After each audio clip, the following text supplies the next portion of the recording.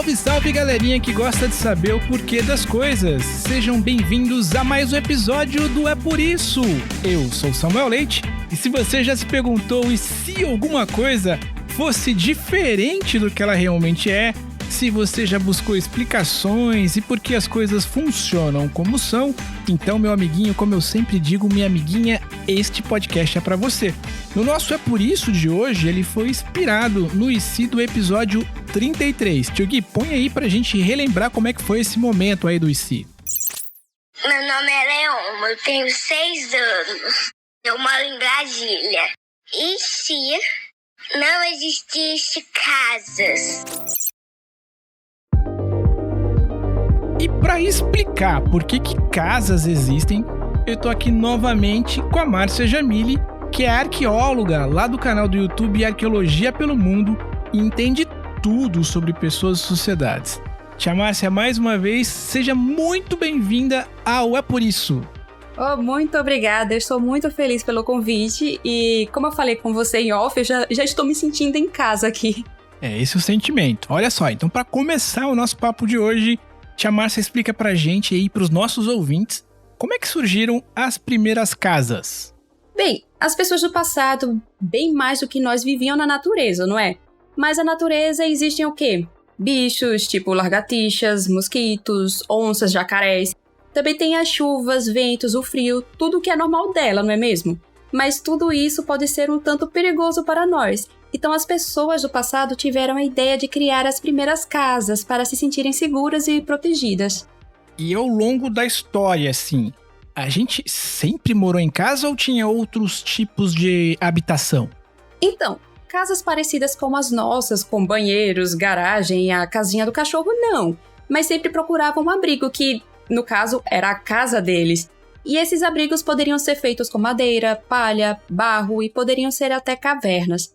Legal, você tava falando, eu tava pensando nisso, né? Como é que foi lá atrás? Quer dizer, eu me lembro muito dessa história das cavernas, os primeiros homens, eles meio que se organizavam e se protegiam dentro das cavernas. Como é que foi a evolução das cavernas até as cidades, né, que a gente conhece hoje?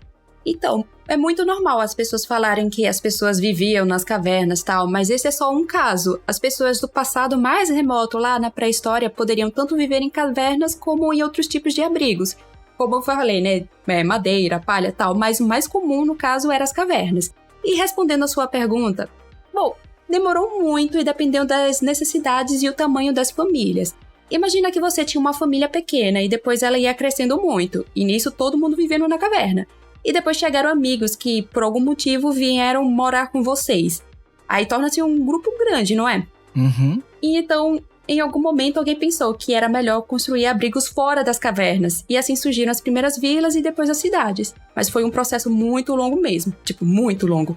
Milhares de anos. E a gente costuma sempre, quando a gente reflete sobre algumas coisas aqui, não é por isso, a gente sempre tenta entender como é que as coisas são pelo mundo, né? Muitas vezes, como as coisas funcionam aqui no Brasil, aqui no nosso país, não são necessariamente iguais a outros países. E sobre as casas, os tipos de casas, eles são iguais também em todo mundo ou tem habitações diferentes? Bom, não são iguais em todo mundo. Na verdade, nem mesmo no nosso país elas são iguais. Se a gente for olhar para o Brasil, a gente vai ver vários e vários exemplos de casas diferentes. E assim, sempre que pensamos em casas, normalmente pensamos em uma casa parecida com a nossa ou a do nosso youtuber favorito. Mas existem casas de todo tipo. Por exemplo, palafitas, que são casas que ficam sobre os rios. As de barro, que é o que nós chamamos de casas de taipa. Casas flutuantes, ocas, casas subterrâneas, que por acaso existiam aqui no Brasil. Na nossa pré-história existiam casas subterrâneas. Então, se a gente vê que no nosso país tem essa grande gama de casas, imagine no resto do mundo. Por que as casas são tão importantes, tia Márcia? Para que possamos ter o nosso próprio espaço, guardar nossas coisas. Também para ficarmos seguros e ficarmos protegidos das chuvas. E como a gente sempre faz aqui um exercício de criatividade, né? Que são, às vezes, até a gente pensa em coisas que são meio que absurdas, mas faz parte desse exercício de imaginação, é por isso. Como é que você percebe um mundo, tia Jamili, sem casas? Como é que seria esse mundo sem um espaço pra gente morar, né? Como a gente concebeu hoje. Nossa, bom, ficaríamos bem desprotegidos. Imagina você estar dormindo e acordar com um jacaré do seu lado, então vários mosquitos. Já é ruim hoje com algum mosquitinho entrando em casa. Imagine sem uma casa. Também tem a questão do frio, ou então a gente sentiria muito calor por conta do sol. Então não seria muito legal, não. Então, é por isso, pessoal, que casas existem. Muito obrigado, viu, tia Jamile? Mais uma vez, sempre um prazer conversar contigo, é sempre um prazer perceber como é que o mundo funciona sobre a sua ótica. Eu queria muito que você convidasse, né, os nossos papais, mamães, enfim, tios e tias que estão nos ouvindo agora, e as crianças, evidentemente, para acompanhar os seus projetos. Como é que a gente faz para encontrar mais aí do teu trabalho na internet?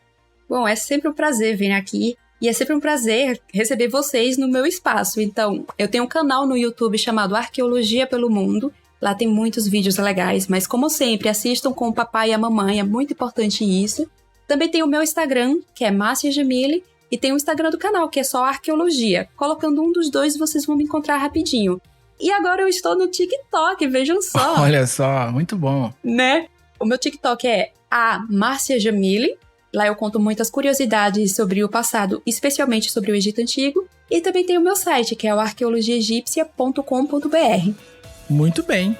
Então, tia Márcia, mais uma vez, obrigado pelo teu tempo. Obrigada. E até uma próxima oportunidade. Tchau, tchau. Tchau, gente.